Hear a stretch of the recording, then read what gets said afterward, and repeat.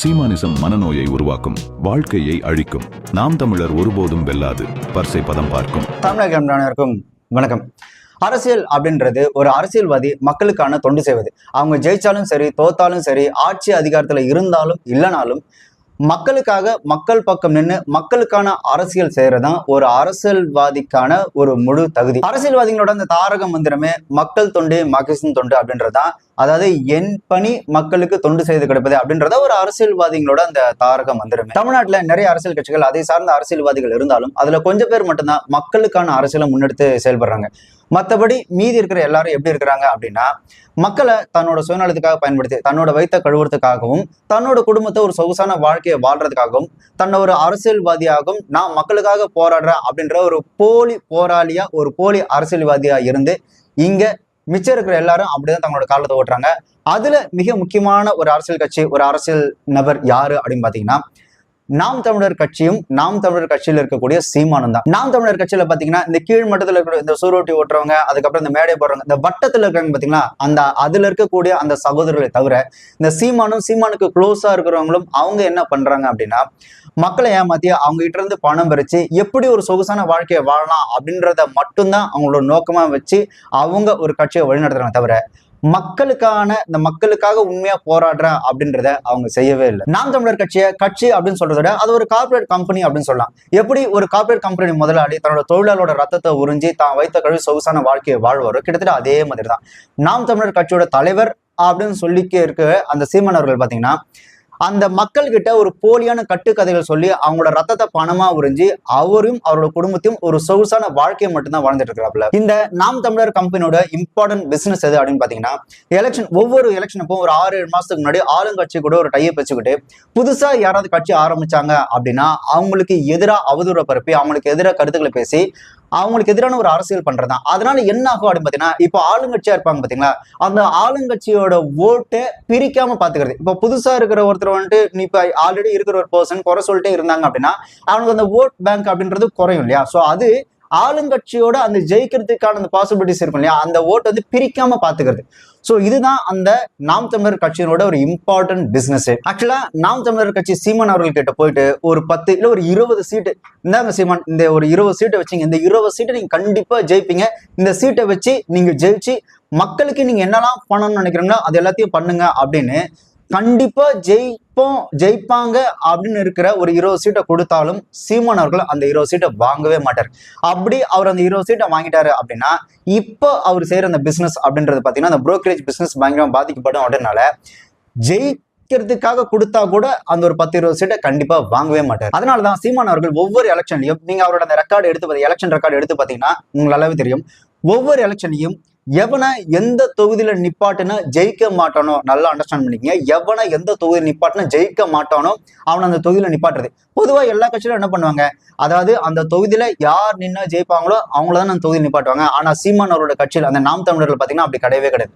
எவனை எந்த தொகுதியில நிப்பாட்டினா ஜெயிக்க மாட்டானோ அவனை அந்த தொகுதியில நிப்பாட்டுறது. இப்போ இவரை இந்த தொகுதியில நாம் தமிழர் கட்சி சார்பா நிக்க வச்சாங்கன்னா கண்டிப்பா அவர் ஜெயிப்பாருங்க, இந்த தொகுதியில அவருக்கு மிகப்பெரிய ஒரு செல்வாக்கு இருக்கு அப்படின்னு தெரிஞ்சதுன்னா அவரை அந்த தொகுதியில நிக்க வைக்கிறதே கிடையாது. அவரை தூக்கி அவருக்கு சம்பந்தமே இல்லாத, அவர் யாருன்னே தெரியாத ஒரு தொகுதியில தூக்கி போட்டுதான் அவர் எலெக்ஷன் கேண்டிடேட்டா நிக்க வைப்பாரு. தவிர ஜெயிக்கிற கேண்டிடேட்டா அந்த தொகுதியில நிப்பாட்டுறதே கிடையாது. சீமான் அவர்களை பொறுத்த வரைக்கும் இந்த நாம் தமிழர் அப்படின்ற ஒரு கட்சியை வச்சு ஒரு பொலிட்டிக்கல் புரோக்கரா ஒரு வியாபாரம், அந்த அரசியல் வியாபாரம் தான் பண்ணுன்றதான் அவருடைய எண்ணமே. தவிர மற்றபடி தன்னோட கட்சிக்காரன் ஜெயிக்கணும், அது ஆட்சிக்கு வரணும், மக்களுக்கு நல்லது செய்யணும் அப்படின்ற ஒரு எண்ணம்லாம் அவருக்கு சுத்தமா கிடையவே கிடையாது.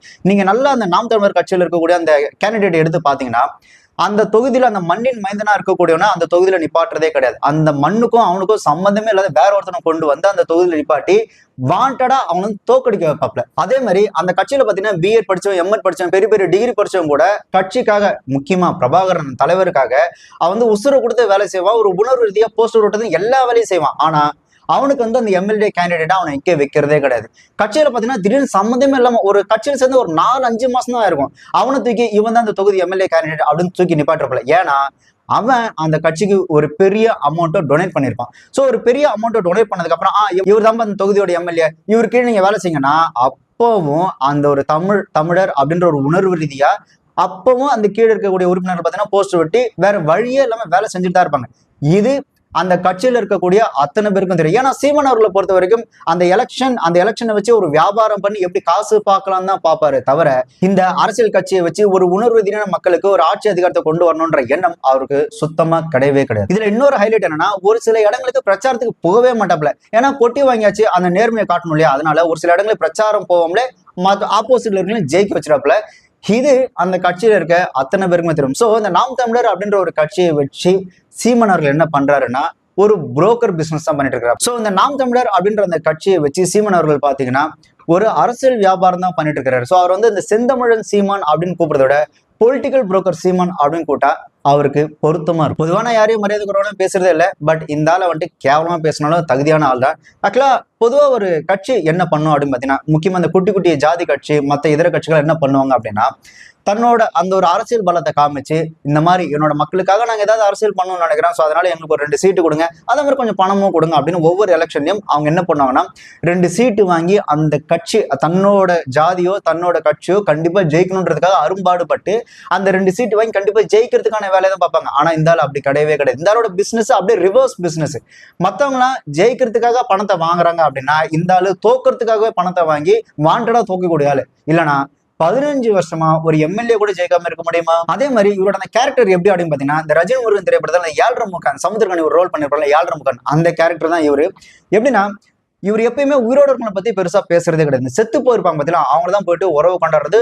அவங்க வந்துட்டு எனக்கு அப்பா மாதிரி, அவங்க வந்து என்ன அம்மா மாதிரி, அவங்க எனக்கு அண்ணன் மாதிரி, அவங்க என் மாதிரி எவ்வளவு பாசம் வச்சாங்க தெரியுமா, அப்படி இப்படின்னு சொல்லுவாங்க. ஏன்னா அவங்க எழுந்து வந்து உண்மை சொல்ல போறதே கிடையாது. அதனால செத்து போன போட்டு உறவு கொண்டாடுறது. அப்படி உறவு கொண்டாடி அதுல ஒரு அமௌண்ட்டை பார்த்து அதுல ஒரு அந்த ஓட்டை எப்படி இது பண்ணலாம் அப்படின்ற மாதிரி அப்படி ஒரு 7.5 முக்க புத்தி கொண்டவர் தான் சீமான் அவர்கள். இனிமே இந்த தமிழ்நாட்டில் இருக்கக்கூடிய முக்கியமான புள்ளிகள், இந்த பெரிய பெரிய அரசியல்வாதி தலைவர்லாம் பார்த்தீங்கன்னா இறக்கிறதுக்கு முன்னாடி கண்டிப்பா எழுதி வச்சுட்டு தான் சாகணும். எனக்கும் சீமானுக்கும் எந்த விதமான சம்மந்தமும் இல்லை, நான் அவனை பார்த்ததாகவோ அவனுடன் உரிமையாக பழகியதாகவோ ஒரு நாள் தயவு செய்து மக்கள் யாரும் நம்ப வேண்டான்னு எழுதி வச்சுட்டு தான் சாகணும் போல. தனிப்பட்ட முறையில என் மேல பெரிய பேரன்பு கொண்டிருந்த ஒரு அண்ணன். அது என் மேல இருக்கிற அன்புல நாங்க ஆர்கே நகர்ல போட்டியிட போதெல்லாம் எங்க கட்சிக்கு இடைத்தேர்தல வந்து பரப்புரையெல்லாம் செய்தார். இது எதிர்பார்க்கல. மருத்துவமனையில இருக்கும்போது எனக்கு அழைச்சாரு. இந்த மாதிரி அண்ணனுக்கு உடம்பு முடியல, இந்த மருத்துவமனை இருக்குன்னு. நான் வெளியூர்ல இருந்தேன், வந்து பாக்குறேன்னு சொன்னேன். அதுக்குள்ள வேற மருத்துவமனைக்கு மாற்றல் ஆயிருக்குன்னு சொன்னாங்க. அப்புறம் திடீர்னு பார்த்தா இந்த மாதிரி செய்தி வருது, என்ன இல்ல இறந்துட்டாரு அப்படின்னு. அப்படி சொல்லாத சொல்றான்னா அவன் எவ்வளவு பெரிய அயோக்கியனா இருப்பான். அதாவது அதான் மறைஞ்சி திரியிறானு, ஒளிஞ்சி திரியிறான். அவனை கோர்ட்ல நிக்க வச்சா 4 அடி கொடுப்பாங்க. அந்த சீமானு கூட அவெல்லாம் ஒரு பொறுக்கி. அதே மாதிரி தமிழ்நாட்டுல யாரு கட்சி ஆரம்பிச்சாலும் எங்க நம்மளோட அந்த ஓட் பேங்க் வந்து அடி வாங்குமோ, அதை வச்சு நம்மளால அரசியல் பண்ண முடியாம போயிடுமோ அப்படின்ற பயத்துல தமிழ்நாட்டுல யார் கட்சி ஆரம்பிச்சாலும் அவங்கள போட்டு வெறிநாய் மாதிரி கடிச்சு குதறது. விஜயகாந்த் கட்சி ஆரம்பிக்கும் போது அவரை வந்து கடிச்சு குதறனா. விஜயகாந்தை முதலமைச்சராக ஒரு கூட்டணி ஓட்டு கிடைச்சிடறான். லூசு பயலுக. அந்த கூட்டணிக்குள்ள இருக்கிற நல்லகனுக்கு கால் கட்ட மயிரளவுக்கு பெறுவானடா விஜயகாந்த். காலு கட்ட மயிரளவு. திருமாவளவனுடைய போராட்டத்திற்கும் ஈகத்திற்கும் ஒரு துளி அளவு பெறுவானா விஜயகாந்த். முதலமைச்சருக்கு எத்தனை எழுத்துன்னு சொல்ல சொல்லு, பதவியை கொடுத்துருவோம். விஜயகாந்தா முதலமைச்சர் ஆக்கிரணும்னா ஆந்திராவில் ஆகு, தெலுங்கானால போய் ஆயிக்க. ஏன் ஊர்ல உனக்கு என்ன? அவர் வந்து கிங் மேக்கரா அப்படின்னு கேட்கிறாரு. நான் கிங் மேக்கரான்னு. அவர் கிங்கும் இல்ல கிங் மேக்கரும் இல்ல, அவர் ஒரு ஜோக்கர் அவரு. அதே மாதிரி ரஜினி கட்சி ஆரம்பிக்கும் போது அவரை வந்து கடிச்சு குதறினாப்ல. ஒரு ரஜினிகாந்த் திடீர்னு வந்து சமூக விரோதி என்னதான் சொல்றாரு, சமூக விரோதிகள் ஊடுருவி விட்டார்கள்.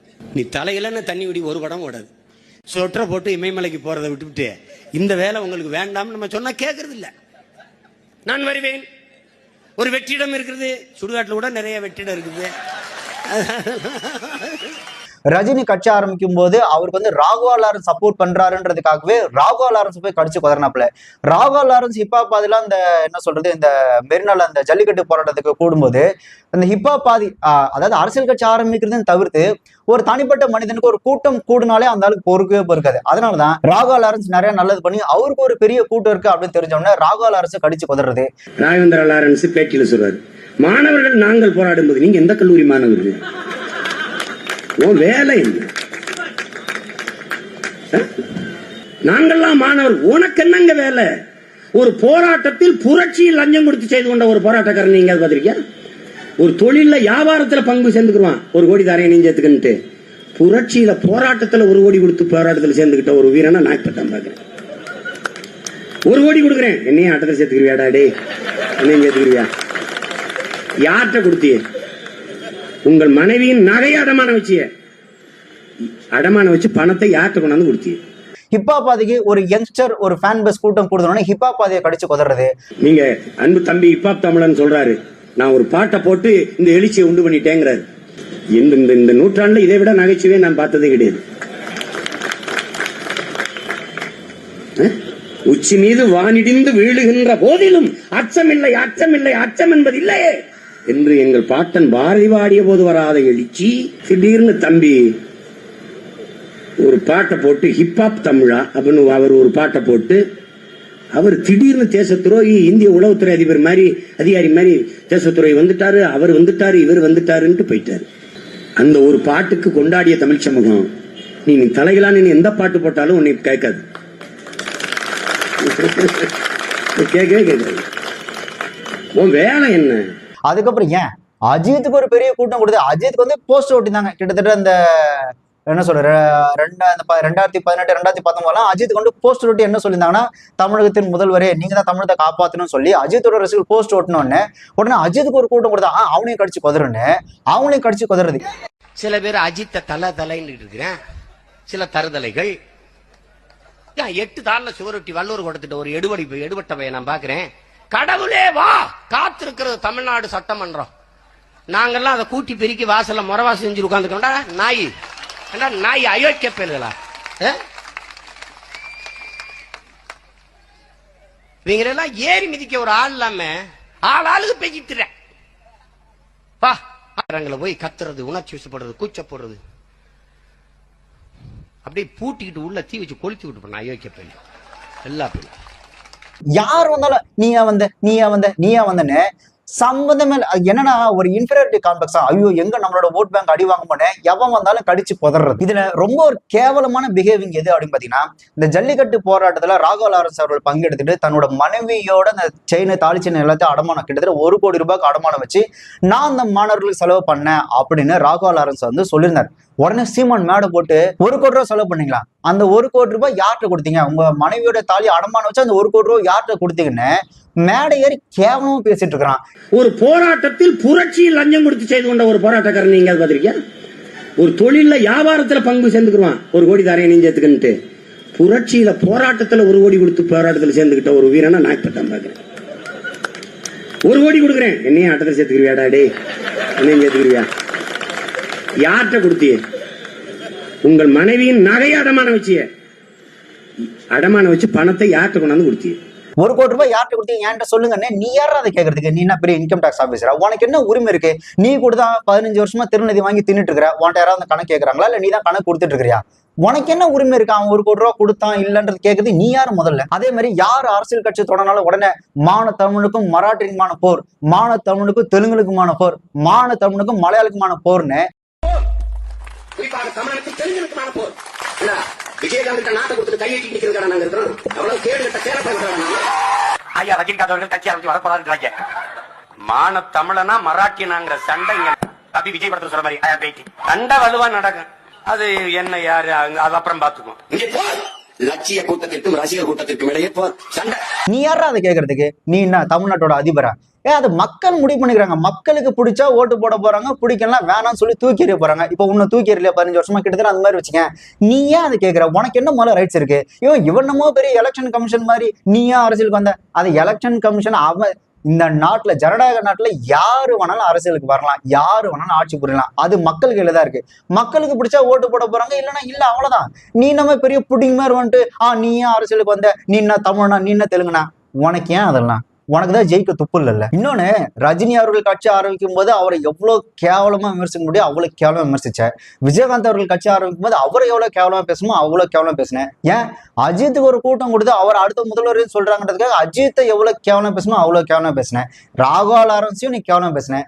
இன்னைக்கு விஜய் அரசியல் கட்சி தொடங்கின உடனே முக்கியமா ரஜினி அரசியல் கட்சி ஆரம்பிக்கும் போது ரஜினிக்கு அகேன்ஸ்டா பேசி விஜய்க்கு ஜாலரா அடிச்ச, விஜயகாந்துக்கு அகேன்ஸ்டா பேசி விஜய்க்கு ஜாலரா அடிச்ச, அஜித்துக்கு அகேன்ஸ்டா பேசி விஜய்க்கு விஜய் ஒரு தமிழன், அவர் எவ்வளவு சம்பளம் வாங்கினோம் அப்படின்னு சொல்லி விஜய்க்கு ஜாலரா அடிச்ச. இன்னைக்கு விஜய் கட்சி ஆரம்பிச்ச உடனே நீ யாரெல்லாம் கேவலமா பேசுனியோ, ரஜினி கேவலமா பேசுன, விஜயகாந்த் கேவலமா பேசுன, அஜித் கேவலமா பேசுன, அவங்க எல்லாரும் கேவலமா பேசுன, நீ இன்னைக்கு விஜய்க்கு எதிராக அவங்க எல்லாரும் திருப்பி விடுற அப்படின்ற பேர்ல அவங்களோட கால நக்கி குடிக்கிறியே. என்னுடைய அன்பு சகோதரன் அஜித்தும் ஐயா ரஜினிகாந்த் அவரும் தங்களுடைய புகழை வியாபாரம் செய்ய விரும்பவில்லை. உண்மையிலே உனக்குலாம் வெக்கம், மானம், சூடு சொன்ன எதுவுமே கிடையாதா? நீ மேடை போட்டு உன்னை யார் அரசியலுக்கு வர சொன்னான்னு கேக்குறிய. அதே கேள்வி உன்னை பார்த்து கேட்கிறோம். உன்னை யாரா முதல்ல அரசியல் கூப்பிட்டா? உன்னை உன் வீட்டு வாசல் நின்று ஐயோ நீங்க வரலாம் தமிழ்நாட்டை காப்பாற்ற முடியாது அப்படின்னு சொல்லி உன்கிட்ட ஏதாவது கேட்டாங்களா? நீ தான்டா இந்த அரசியல் ஆரம்ப காலகட்டத்துல ஒவ்வொரு மேடை, முக்கியமா இந்த கம்யூனிஸ்ட் மேடெல்லாம் போயிட்டு பிச்சை எடுத்து நீ தாண்டா ஒவ்வொரு மேடையா பேசின. உன்னை யாரா முதல்ல கூப்பிட்டா? நீ தானடா போய் பிச்சை எடுத்து பேசின. 92 இருந்து 96 வரைக்கும் சேகரோட மணினை போட்டுட்டு கம்யூனிஸ்ட் மேடையில் ஏறி பேசின. இனத்தால் திராவிடன், ரத்தத்தால் கம்யூனிஸ்ட். 97 இருந்து 2004 வரைக்கும் கலைஞர் தான் என்னோட உன்னதமான தலைவர் அப்படின்னு சொல்லி டிஎம்கேக்கு ஆதரவா பேசின. இந்த பெருமன்றத்துல எல்லாரும் என் மீது ஒரு பெரிய பய வைக்கிறாங்க. காங்கிரஸ் கடுமையா விமர்சிக்கிற, எல்லாரையும் விமர்சிச்சு பேசுற, ஆனா தலைவர் கலைஞரை மட்டும் எதிர்த்து பேச மாட்டேன். பேச மாட்டேன். திமுக என்னுடைய குடும்பம், நான் பேச மாட்டேன். அவர் கற்றுத்தந்த தமிழ், அவர் ஊட்டிய உணர்வு உங்கள் முன்னால் என்னை நிறுத்தியிருக்கிறது. ஒருபோதும் அவருக்கு எதிராக நான் பேச மாட்டேன். என் அன்பு தலைவர் கலைஞர் அவர்களே, 2005 இருந்து 2007 தேமுதிக ஆதரவா விஜயகாந்த் அவர்களை சப்போர்ட் பண்ணி விஜயகாந்த் அவர்கள் பச்சை தமிழர் அப்படின்னு விஜயகாந்துக்கு ஆதரவா பேசின. 2007 இருந்து 2011 வரைக்கும் ஜெயலலிதாக்கு அதிமுக ஆதரவா பேசி ஜெயலலிதா அவர்களை ஈழத்தாய் அப்படின்னு நீ தான் புகழ்ந்து பேசின. 2012 இருந்து 2013 வரைக்கும் எங்களோட வழி பெரியாரோட வழி, நான் தான் பெரியாரோட உண்மையான கொள்கை பேரன், பெரியார் தான் எங்களோட தலைவன் அப்படின்னு பெரியார் மேடையில பெரியாருக்கு ஆதரவா பேசின. என்னுடைய ஐயானன், என்னுடைய தாத்தன், நான் அவனுக்கு பேரன். ஈடுகே இளங்கவனும் பேரன்னு போடுவான். நான் கொள்கை பேரன், நான் தான் நிஜம். எங்க ஐயா இருந்தா யாரு உன் பேரன்னு என்னை தான் சொல்றாரு, அவரை சொல்ல மாட்டார். ஏன் இவரை திறக்கணும்? 2014 இருந்து 2015 வரைக்கும் பிரபாகரன் வழி அப்படின்னு சொல்லி ஜெயலலிதாவுக்கு ஆதரவா பேசின. எங்கள் ஐயா பெரியாரின் கையில் இருந்த வளைந்த கைத்தடிதான் கால ஓட்டத்திலே ஈழ தேசத்திலே என்னுயிர் தலைவன் பிரபாகரன் கையிலே துப்பாக்கியாக நிமிர்ந்தது. என் அன்பு பெரியார் சிந்தித்ததையெல்லாம் செயல்படுத்திய தலைவர் பெருமக்களில் தமிழ்நாட்டிலே பெருந்தலைவர் காமராஜர் இருந்தார். ஆட்சி அதிகாரத்தில் இருந்த பெருமகன். ஈழ நிலத்திலே எங்கள் உயிர் தலைவன் பிரபாகரன் இருந்தார். பெரியார் ஒரு கருத்தியல் புரட்சியாளன், பெரியார் ஒரு கருத்து பெட்டகம் என்றால் களத்திலே இதை நிகழ்த்திய தலைவன் பிரபாகரன். 2016 அது வரைக்கும் கடவுளே இல்ல, கடவுள் ஏமாத்து, கடவுள் அசிங்கசியமா பேசிட்டு 2016 அப்புறம் பாத்தீங்கன்னா முப்பாட்டன் முருகன் அப்படின்னு சொல்லி வேலை எடுத்து பச்சை துண்டை போட்டுக்கிட்டு ஊரை ஏமாத்தின. வன்முறை தடுப்பு சட்டத்துல ஆயுதத்தை வச்சிருக்காங்க, செலக்டின் பூச்சி வச்சிருக்காங்க, குண்டு வச்சிருக்காங்க. ஐயா சொன்ன மாதிரி நச்சிருங்க வாழை போட்டதுக்கு பதிலா இந்த தாயோலிகள் அவ்வளவு பேரையும் பிடிச்சி அரசு பண்ணி உள்ள ஒண்ணுமில்ல, சாமி எல்லாம் அரசு பண்ணி போடணும்ல. நீங்க யாரா வச்சிருக்கிறீங்க வேலாயுதம் சூடாயுதம்னா? எங்க அம்மா ஒரு கோபத்துல ஒரு குச்சியை கம்பெடுத்துட்டு போனா கூட ஒரு அருவாளை தூக்கிட்டு ஓடுங்க, நான் பெத்த மயனே ஐயா வேணாம்டா ராசா அருங்குல பெருங்குல விழுந்துருமடா, இது எதுக்குடா அப்படின்னு வம்புன்னு அருவாளை பறிச்சு கொண்டு அடுக்கு பானைகளை ஒழிச்சிருக்குங்க. என்னை பெத்த ஆத்தா படிக்காத பாமரச்சி. என்னமோ இந்த பூமி தாயோட பொறுமையானவ சக்தி மாதாங்கிறானே சிவருமா மொண்டாட்டி, அவன் பெரியவங்கிறாங்கள, அவ பொறுமையின் சிகரம்ங்கிறாங்கள, அகில உலகத்தின் காத்து இருக்கிற லோக மாதாங்கிறாங்கள, அவ அசுரனை முருகனை இவ படைச்சா, ஒன்னே படைச்சா, அவ படைச்சா. அசுரனை யார் படைச்சா? அவதான படைச்சா. அவனை போய் அன்பால் திருத்தி வாடா, அன்பால அவனை வசப்படுத்தி வாடா, அன்பால அவனை மனிதன் நல்லவனாக்கி விட்டு வாடா என் மகனே முருகா செந்திலாண்டவா அப்படின்னு சொல்லியிருக்கா இல்லையா? அவ கையில ஒரு வேலை கொடுத்து இது பெரிய சக்தி வேல், இது ரொம்ப பலம் வாய்ந்தது, இதை வச்சு அவனை அழித்து வாடான்னு சொன்னது யாரு? முதல்ல வன்முறையை தூண்டுனது உங்க கடவுள் தாண்டா. அதுக்கு பதிலா இந்த தாயோலிகள் அவ்வளவு பேரையும் பிடிச்சி அரசு பண்ணி உள்ள ஒண்ணுமில்ல, சாமி எல்லாம் விழா குத்தி ஆடுவான், வேலை இங்க குத்துவான். எதற்காக? பழக்கிறான், தமிழனை பறக்கிறான், விழா காலங்களில் பழக்கிறான். டேய் வேலை குத்துனா இவ்வளவுதான்டா வலிக்கும், வாழை குத்துனா இவ்வளவுதான்டா வலிக்கும், போர் என்றவன அவ்வளவுதான் வலிக்குங்க, கம்ப எடுத்துட்டு கிளம்பிடுறான். இதுதான் நடக்குது. தமிழனுடைய மெய்யியலே அறிவியல் என்பதை நாம் அறிந்து உணரணும். ஏன் இப்படி காட்டுமிராண்டித்தனமா நீ போறேன்னு நாங்க பேசுறோம். அழகு குத்துற என் அருமை பெருமக்களை, 2 தாடைக்கு இடையில இருக்கிற மெல்லிய சதை பகுதியிலேயே குத்துறீங்களே, நீ உண்மையிலேயே மிகச்சிறந்த பக்திமானாக இருந்தால் அதே பக்தியினால நீ ஒரு அங்க மேல ஏற்றி குத்து நான் பாத்துக்கிறேன். உன்னால முடியுமா? முடியாது, முடியாது, செய்ய மாட்டேன், செத்து போயிடுவாங்க. உனக்கு தெரியும். தீ மிதிக்கிறியே, நீ மிகச்சிறந்த பக்திமானாக இருந்தால், சரியான பக்திமானாக இருந்தால், நீ அடுப்பு கறியை எடுத்துட்டு நான் பழுக்க காய்ச்சல 10 கம்பியை குறுக்க போடுறேன்டா, நடந்து போயிடா. நீ உங்க அப்பா அன்னையில இருந்து நான் ஜாமீன் பண்றேன்டா. அன்னையில இருந்து இனிமே நான் அந்த கருப்பு போறது இல்ல. கிருஷ்ணன் பையன் யாரு தெரியுமா? கிருஷ்ணன். அந்த பெண்கள் எல்லாம் ஆடு மேய்க்கிற இடையர் குல பெண்கள் எல்லாம் ஒரு குளத்துல குளிச்சுக்கிட்டு இருந்தாங்க. இந்த பொறிக்கு நாய் ஓடி போய் அந்த பிள்ளையை கட்டி வச்சிருந்த துணிமணிகளா எடுத்துக்கிட்டு மரத்துல உட்காந்து இந்த பிள்ளைய உடைய கலாண்டு போயிட்டான. கிருஷ்ணானா கிருஷ்ணா குடுத்துருன்ட்டு மார்பவங்களை இப்படி மறைச்சுக்கிட்டு இப்படி பக்கவாட்டிலேயே நடந்து போகுது அந்த பிள்ளை. அவன் சொல்றான் பாருங்க, எவ்வளவு கண்ணியமிக்க கடவுள், 2 கையும் நீங்க ஏந்தி கேட்டாத்தான் தருவீங்க. உண்மையிலேயே நல்ல மான ரோசம் உள்ள தாய்மார்களா இருந்தா நாளையில இருந்து நீங்க கிருஷ்ணனுக்கோ கண்ணனுக்கோ கோயிலுக்கு கூப்பிடுங்க. உண்மையிலேயே அவளெல்லாம் ஈவ்டீசிங்ல உள்ளதுக்கு போட்டு செருப்பு கட்டி அடிக்கணும். நாய இந்த நாய பொம்பளை பிள்ளைல பார்த்தாலே ஈவ்டீசிங்கிறான். இவன் இவ்வளவு சேட்டை செஞ்சிருக்கான் அந்த பொறிக்கு நாய், இவனை கடவுள்னு கும்பிடுன்ற. 2வது தாய் நிலத்தின் தலைவனும் இறைவனுமாய மாயோன் பெரும்புகளை அருள் புகழை போற்றுவதில் அவன் பிள்ளைகள் பெருமையடைகிறோம், மகிழ்கிறோம். பெருநிலமான முல்லை நிலத்தின் தலைவனாகவும் இறைவனாகவும் இருந்த எங்கள் மாயோன் கண்ணன் என்றும் கிருஷ்ணன் கிருஷ்ண பரமாத்மாவென்றும் திருமால் பெருமாள் என்றும் அழைக்கப்பட்டு இந்த பெருநிலம் முழுமைக்கும் போற்றப்படுகிற பேரிரையாக இருப்பது தமிழினத்தின் மக்களுக்கு பெருமையும் சிறப்புமாகும். எங்களுடைய 2வது தாய் நிலத்தின் தலைவனும் இறைவனுமாய மாயோன் பெரும்புகளை அருள் புகழை போற்றுவதில் அவன் பிள்ளைகள் பெருமையடைகிறோம், மகிழ்கிறோம். அந்த இறையுடைய பேரருள் எம் இனம் தாண்டி இந்த நாடு தாண்டி உலகெங்கும் வாழ்கிற எல்லோருக்கும் கிடைக்க வேண்டுகிறோம். மாயோன் அருள் புகழை 2017 இருந்து 2019 வரைக்கும் பார்த்தோன்னா திராவிட எதிர்ப்பு, ஆனா எடப்பாடி சித்தப்பா அவர்களுக்கு ஆதரவு அப்படின்ற மாதிரி திராவிட திமுக எதிர்ப்பு, ஆனா அதே திராவிட கட்சியான அதிமுக எடப்பாடி சித்தப்பா அவர்களுக்கு ஆதரவு அப்படின்னு சொல்லி எடப்பாடி சித்தப்பான்னு சொல்லி அந்த மாதிரி மேடை ஏறியா மாத்தின. ஒவ்வொரு எலெக்ஷனையும் ஒவ்வொரு கட்சியோட மேடை ஏறி ஒவ்வொரு கொள்கையை ஒவ்வொரு தடவை கொள்கையை மாத்திக்கிட்டு பணத்துக்கு ஏற்ற மாதிரி பச்சோந்தி மாதிரி மாறிட்டு இருக்கிற நீ மத்தவங்க கேள்வி கேட்கறியா?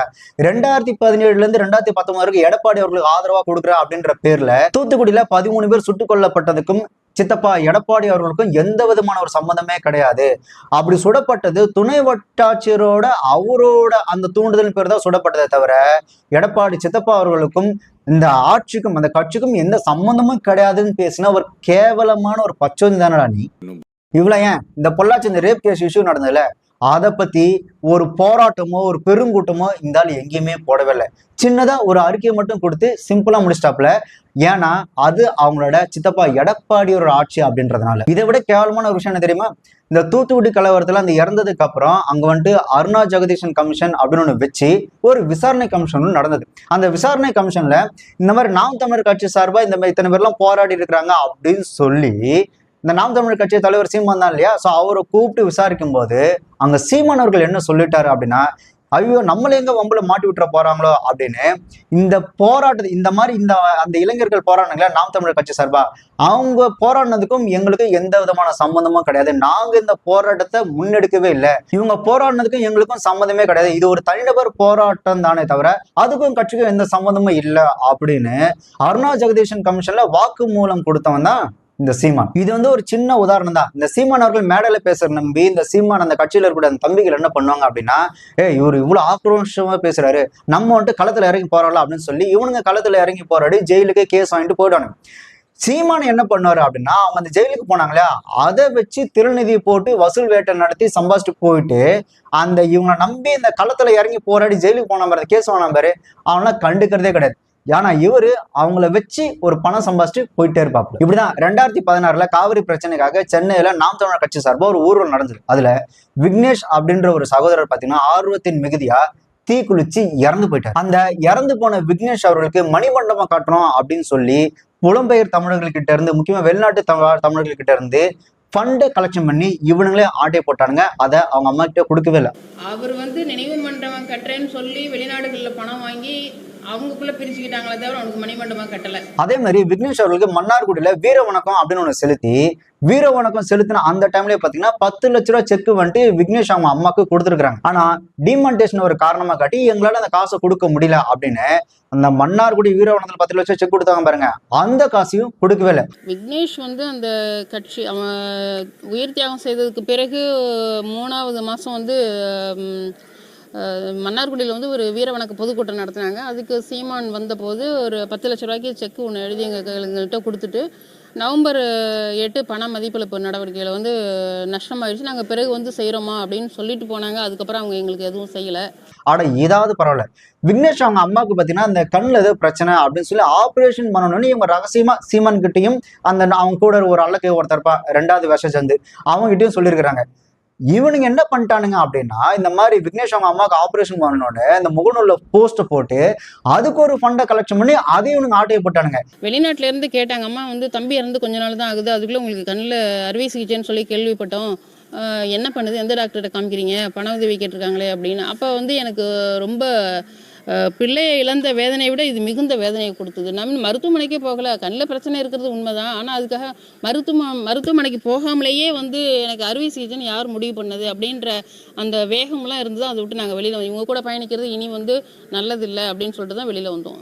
இந்த பிரச்சனை இந்த விக்னேஷ் அவங்க அம்மாவுக்கு தெரிஞ்சோன்னா அவங்க ஒரு பிரஸ் மீட் மாதிரி வச்சு இந்த மாதிரி மணிமண்டபம் கட்டுறோம்னு சொல்லி காசு கலெக்ட் பண்ணி ஏமாத்திருக்கிறாங்க. அதே மாதிரி அந்த 10 லட்சம் செக் கொடுத்தாங்களே அந்த காசும் அவங்க தரவே இல்லை.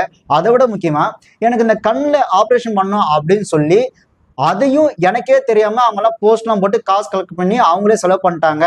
அதுக்கும் எனக்கு எந்த சம்மந்தமும் இல்லை. இதை நான் ஏன் சொல்றேன் அப்படின்னா, இந்த மாதிரி புலம்பெயர் தமிழர்கள் வெளிநாட்டு வாழ் தமிழர்கள்லாம் ஃபோன் பண்ணி கேட்குறாங்க, இந்த மாதிரி நீங்க கண் ஆப்ரேஷன் காசு அமிச்சமே ஆப்ரேஷன் நல்லபடியாக முடிஞ்சான்னு சொல்லி என்னை கேட்டாங்க.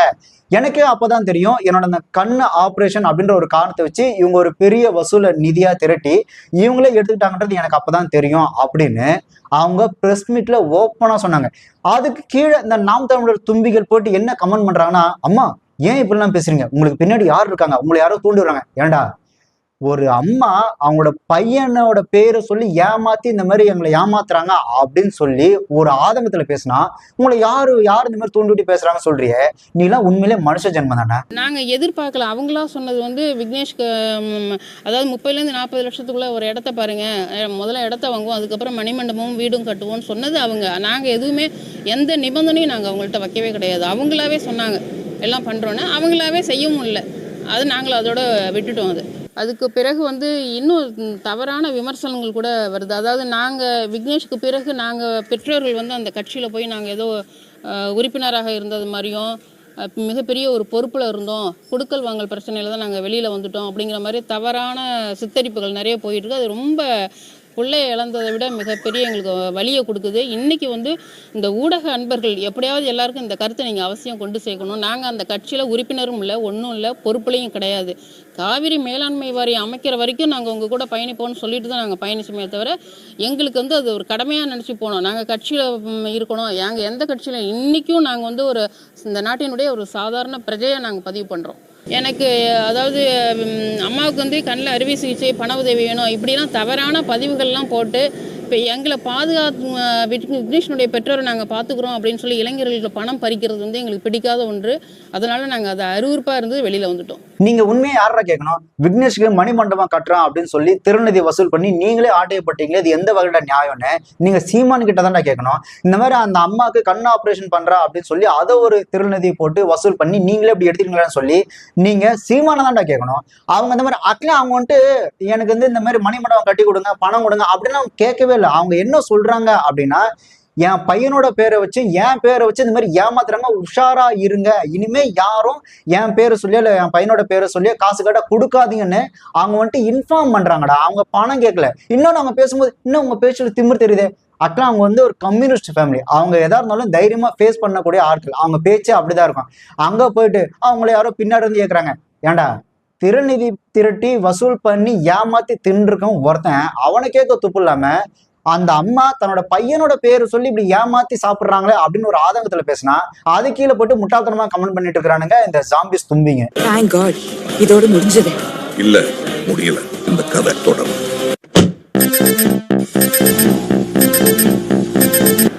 பயங்கரமா இருக்கு நெல்சா. இதுவே பண்ணிடலாமே.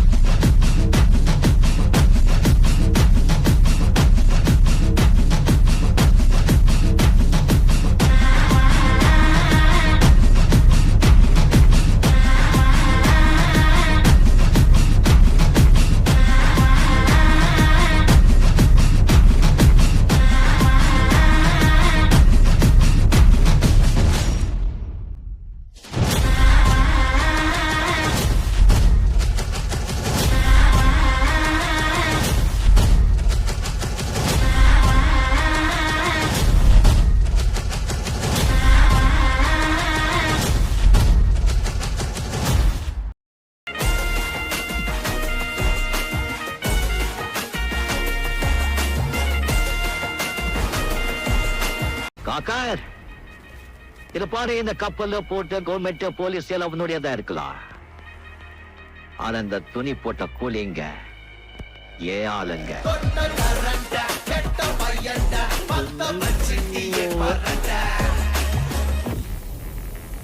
அவ செத்துட்டான்னு